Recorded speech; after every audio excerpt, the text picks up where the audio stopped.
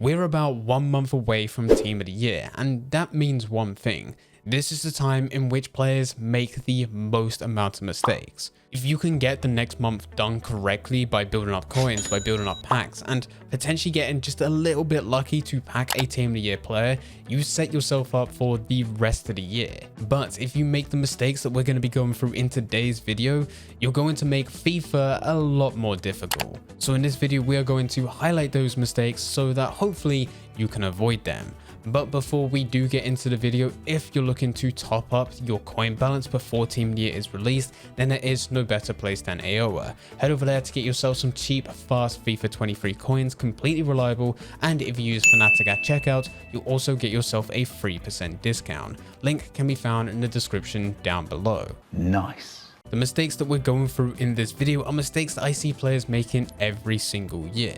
So the first one is not getting rid of the expensive players that you have in your club right now. The market crash has already begun, but we're not even halfway through it as of yet. Because everyone knows Team of the Year is arriving, everyone is already starting to prepare, and the first way that they do that is by selling off their teams. They get rid of all the most expensive players, and this is what leads to the market crash itself. But this will continue to happen as we get closer and closer and closer to the release date, where eventually Team of the Year is released, loads of people will buy into FIFA points, open packs, which leads to there being even more players available onto the transfer market, causing players to drop in value once again. So the reason you want to sell your players now, even though it's likely that if you have had them since the very beginning of FIFA 23, you're going to make a loss on them, the reason to do this is that you can sell them now at a much higher price compared to what you can get them in a month from now. And if you really want to and you enjoy that player, you can buy them back and use them for a fraction of the price, leaving coins left over for you to trade, open packs,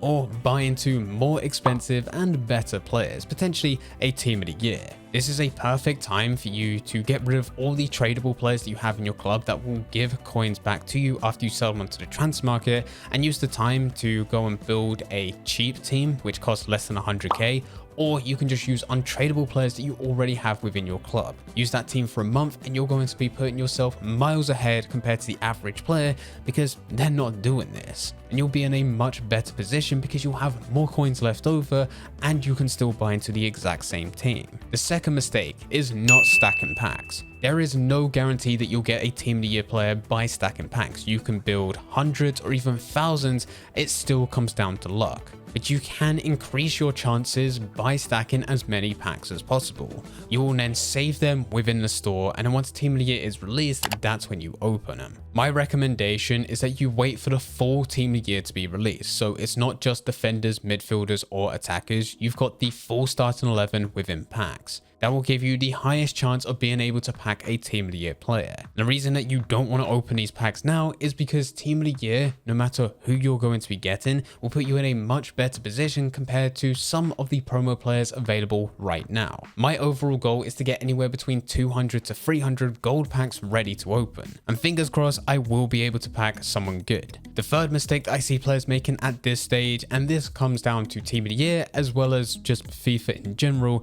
but this is the time in which players start to slow down. If you can carry on grinding for the next month, you're pretty much guaranteed to be above the average player in FUT, regardless of where you are right now. At the beginning of a new FIFA, everyone is motivated to grind. It's a new game. They get into it, they build up their coin balance, they're trading, they're playing matches, going into weekend league, they're doing everything that's available. After about a month or so of this, it really starts to slow down, but picks up again in November based on promos that are getting released. Normally it's Black Friday, but of course this year we've had Black Friday and the World Cup mode. Once you get into December, that's really when people start to take a break until it gets around to January, where you get new players coming into FIFA for the very first time, as they've been gifted FIFA 23 for Christmas or potentially even New Year. But for those that have been playing since the very beginning, this is normally the stage in where they start to drop off. And then once Team of the Year is released, they don't have as much compared to what other players have who have continued to grind, and that's when reason they feel like they're forced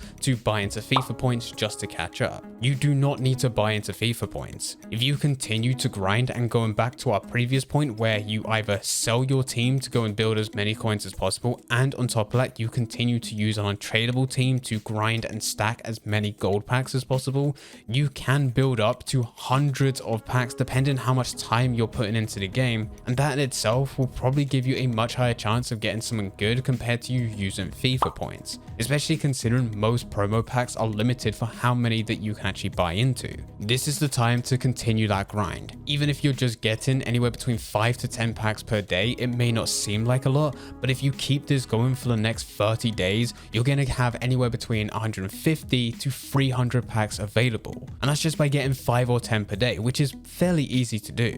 If you really want to make it simple, you could just go and look at gold upgrades to get 2-player packs. And the untradeable 2-player packs have always been good. You're not going to get something amazing every single time, but if you're opening 150 to 300 of them, yeah, it's likely you're going to get something special. Mistake number 4, not prioritizing coins. This is normally the stage where everyone tells you to stack packs, pretty much like what we've been doing within this video, but I see a lot of people not really caring about their coin balance. They end up buying into loads of different players ready to throw into SBCs so that they can get as many packs as possible, which, yeah, I understand. Loads of people are telling you to stack as many packs so that you can get a team of the year, but I did also say this earlier. Just because you are stacking packs doesn't give you a guaranteed chance of getting a team of the year player. It increases your chances, but it's still not guaranteed. It's based on luck, whether or not you're in the right place at the right time and open a pack, and EA is going to be generous. I do recommend that you stack as many packs as possible, because I know when the time comes, if you don't do this, you're going to feel left out when everyone else is opening packs, getting team of the year players, getting honorable mentions, or just getting other types of special cards that are available at a time. And that normally leads to people buying into FIFA points just to feel like they're part of the action. I don't want you to waste money on FIFA. The odds are stacked against you, so that's why I recommend going and grinding as many packs as possible. But it's still only a chance that you're going to get someone good. The guaranteed way in which you can get a Team of the Year player is by building up your coin balance. And going back to the first point of this video when I told you to sell your team before the market crash so that you can buy it back at a later stage for a fraction of the price, do that. But instead of just keeping the coins laying there in your club, use them, make trades, go into different types of trading methods. We share quite a few here on this channel. Use those methods to build up your coin balance. Let's say at this stage you've got 1,000,000 coins. That's 1,000,000 coins after selling your team.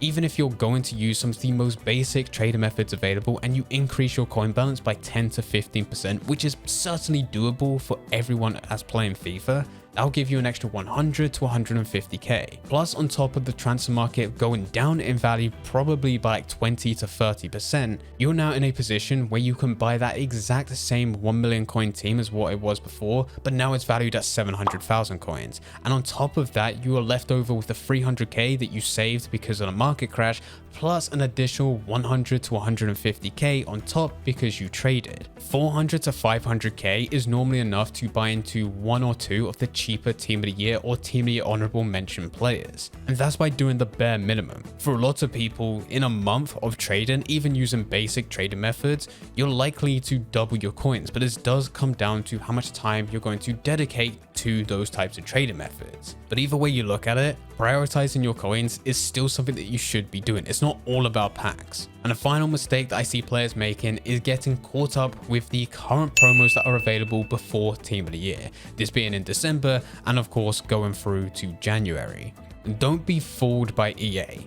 Before the release of Team of the Year, they're going to release a pre-Team of the Year promo where you're able to go through SBCs and it seems like they're helping you stack packs. But at the end of the day, they're a business and they make millions every single week from Ultimate Team. Their overall goal is to keep players playing for as long as possible so that eventually they can push them into buying FIFA points. Between now and Team of the Year, they're going to release promos and try to incentivize you to buy into them.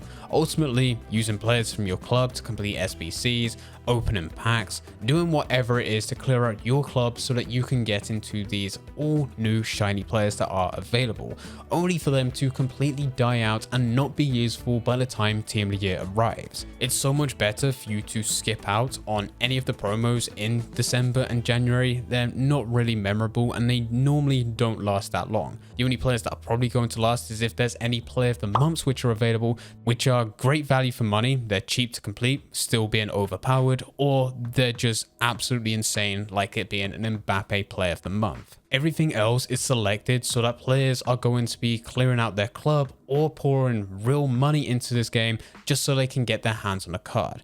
Don't make this mistake. Stick to what we've gone through in this video. Sell your club, get your coins, use those coins to trade, start stacking packs by playing through different types of game modes and completing SBCs. And if you just hold on for a month due to the market crash that's happening and also you building your club value, you could easily be above the average player within FUT. Whereas if you just open every single pack available, throw your coins into every new promo, it's likely you're gonna be below average. So don't make this mistake. If you do have any questions about anything regarding Team of the Year, then please feel free to leave them in the comment section down below.